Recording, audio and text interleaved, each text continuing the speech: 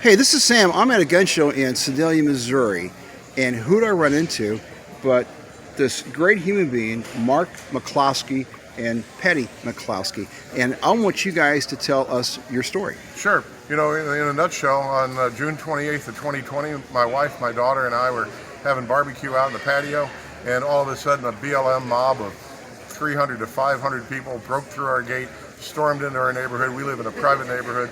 Every inch of that neighborhood, inside the gates, is as much private property as your own living room. They broke in, started screaming death threats, arson. I'm going to kill your wife. I'm going to rape your wife. I'm going to kill you. You got a business. Your business is gone. I'm going to burn down your house. I'm going to kill you. I'm going to kill your dog. And so when they first broke in, the first thing I did was I stood out on the corner of the patio and I said the two most racist, white supremacist words known in the English language. I said private property. Well, being communists, that pissed them off. Right. And they start storming in ever so much more so. Well, I'd reached around the corner where I had a stage because they'd published a flyer saying they're going to have a mob action in our neighborhood.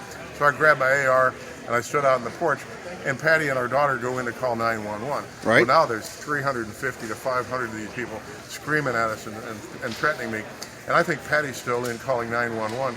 Well, then she shows up on the grass in front of me, right in front of the mob, waving that dumbass little Braco pistol over her head. Right. And I mean, just right in there. Now I've got a problem because she's in my line of fire. Correct. And if something goes down, I could accidentally, put a bullet in her. Yes. But we'd been married for 36 years at the time. I didn't want to accidentally do something like that. So now I have to come down in the grass, and that's where you start seeing all those pictures at the media. But we never fired a shot. We held off the mob. It's the power of the Second Amendment. Just having a weapon available has some significant intimidation effect. I don't have one with me right now, but we then the mob came back the next Friday on July the 3rd, now measuring 1,000 people, and we had help from the White House. But when the mob hit the house that day, we had 6 ex-Navy SEALs, we had 10 secondary employment police officers, we had the FBI light aircraft circling the top of the house. We had what we used to say in the Reagan administration, peace through superior firepower. Yes. And once again, we held them off. Not a shot got fired. Nobody got hurt, but we faced them down. And President Trump got involved in it. I mean, here he's a president of the United States, the leader of the free world, and he takes the time out of his life to directly get involved in protecting us.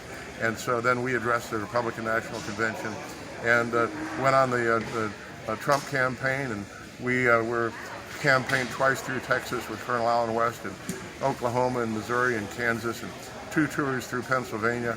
We were on the Team Trump bus doing 7 rallies a day on behalf of the president, and as I mentioned, spoke at the Republican convention, but still never planned on going into politics. I mean, I've never been a politician, lifelong Republican, staunch anti-communist, but I never ever considered being a politician. Don't even like politicians. So let me ask you a question real quick. What are you running for, and where can they vote? I'm running for the United States Senate to take the seat being vacated by Roy Blunt. The primary election is August the 2nd. Okay. The primary is a primary thing, no joke intended. I mean, President Trump won Missouri by 15 percentage points Yes. last election.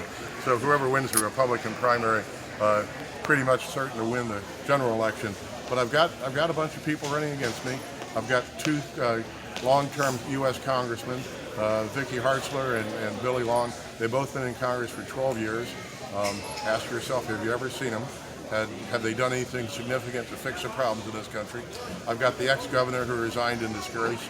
I've got the president pro tem of the Missouri Senate who sponsored the biggest and most hated gas tax in the history of Missouri. Right. And I've got the sitting attorney general who's been in politics almost since the day he got out of law school, and was not considered to be a conservative until he put his finger in the wind and decided to run for Senate. So I'm going to do 2 series. I'm going to run out of time here in a second on this. So guys, this is part 1, and we're going to cut off here, and we're going to do it again, and we're going to go to part 2. But we want you definitely to get out and vote for this gentleman that you see right here. And the website is McCloskey for Senate. That's FOR, McCloskeyforsenate.com. We're not going to have any billionaires putting millions of dollars into super PACs. It's just it's a grassroots campaign. It really is we the people.